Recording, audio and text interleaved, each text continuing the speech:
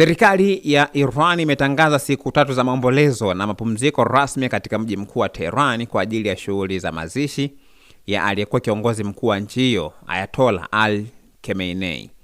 Na kwa mujibu wa taarifa ambazo zilitolewa na mamlaka ya Iran, wananchi wanatarajiwa kupata fursa ya kuaga mwili wa Khamenei katika maeneo maalum ya kidini na kitaifa mjini Tehran kabla ya kufanyika kwa taratibu za mwisho za mazishi.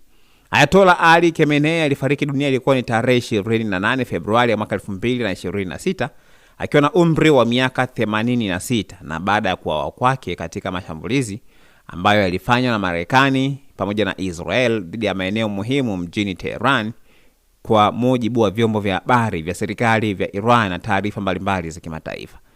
Watu wengi wamekuwa wakijiuliza kwa nini imechukua muda mrefu hadi pia kufanyika kwa mazishi yake, huku wachambuzi wakieleza kuwa kuchelewa huko kunahusishwa na maandalizi makubwa ya kitaifa, masuala ya kiusalama pamoja na umuhimu wa kumpa heshima kiongozi huyo ambaye aliongoza Iran kwa zaidi ya miaka 36 tangu mwaka 1989. Pia Iran ilitangaza kipindi cha siku 40 za maombolezo ya kitaifa kufuatia kifo chake.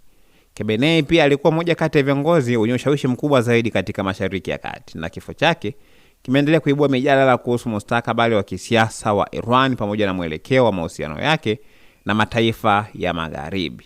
Shughuli za mazishi zinatarajiwa kuhudhuriwa na viongozi wa kidini, kisiasa na maelfu ya wananchi kutoka maeneo mbalimbali ya Iran wanaotaka kutoa heshima zao za mwisho kwa kiongozi huyo wa zamani.